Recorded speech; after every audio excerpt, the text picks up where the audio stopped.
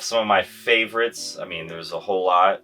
Die Hard is one of my favorite movies. Terminator 1 and 2 are two of my favorite movies of all time. I say this a lot, but Terminator 2 I think is the best sequel of all time of any movie. And I still think I like Terminator 1 a little bit more. There's something about the darkness in that one, and that one's almost like a horror movie.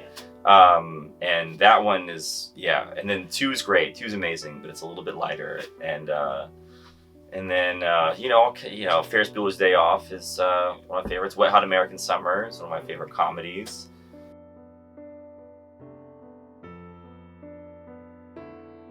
Well, we're a band. Mayday Parade is a band that drinks a lot of alcohol, but not to the point of no one's like thrown up. Like it's not like we are like there used to. In the early days, back in 10, 12 years ago, and 2008, 2010, those years.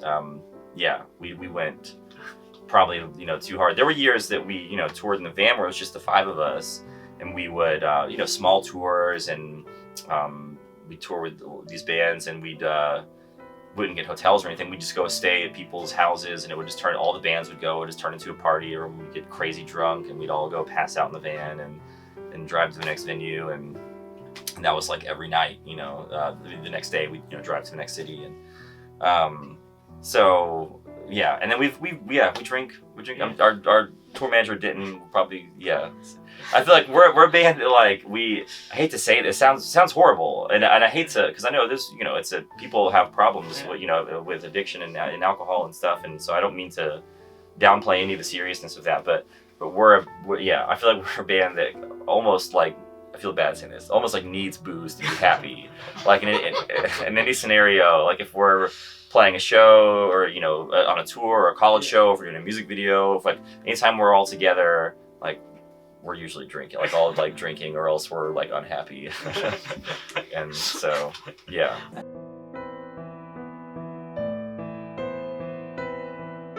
I have like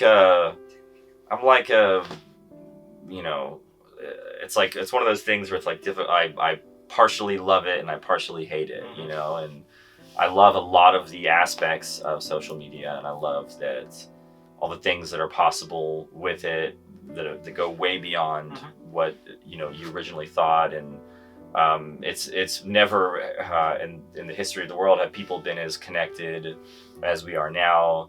The way information and news can travel instantly throughout any other medium, just people communicating, is really amazing. But then it's also like, I guess there is some kind of weird, like, aspect to it, and sort of like almost like an invasion of privacy kind of like thing, where now like everyone's putting all of their lives out there, and it's just, there's something weird about it at the same time. And then and sort of to the same aspect of the way news and information can travel, also like weird bad ideas, or like fake news, and like we're starting to see like all this misinformation being spread like a virus, and so there's all this like good and bad to it. And but I have Twitter and Instagram, and I don't really use Facebook much, and I don't really use either of them that often,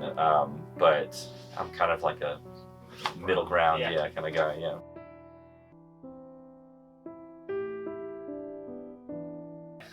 Well, what's funny is that from about the time that I met Brooks, our guitar player, when I was 12, I was in the 7th grade, and he came over to my house the day that I met him, and we had brought his guitar, and we had like our first like band practice, and I feel like really kind of from that moment on, like music and the bands that we played in a bunch of different bands together throughout middle school and high school, and that was always kind of like the main focus. It was like we were way more focused on that and dedicated to that than like schoolwork and all that, and that's mostly what I think of as in high school. Brooks had a tech class, and they had like a printing press, and we'd print our band's t-shirts. I'd like skip my classes to go help Brooks print our t-shirts, and he would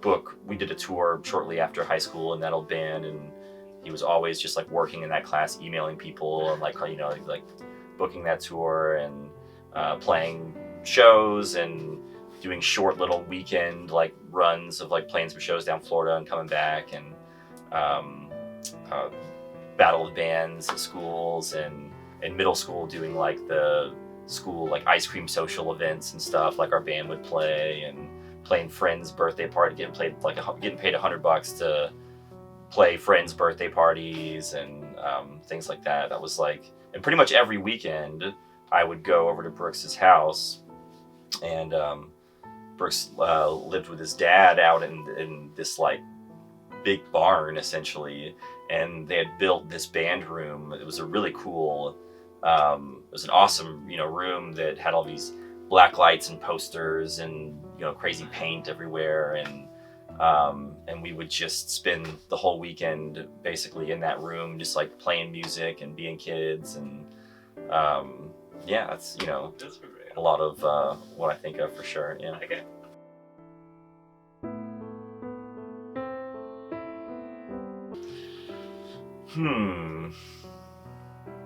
I don't know. That's tough. That's a tough one.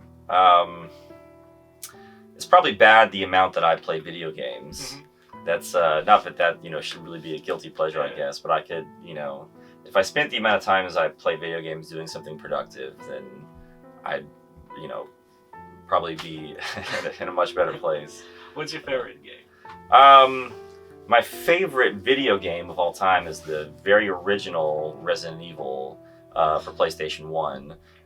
But actually, there's the Resident Evil 2 remake just came out, and that is so good. That's a lot of what I love about the first one is kind of a nostalgia thing. It's like me playing it as a kid, and but this new one is maybe my favorite video game of all time. It's so good.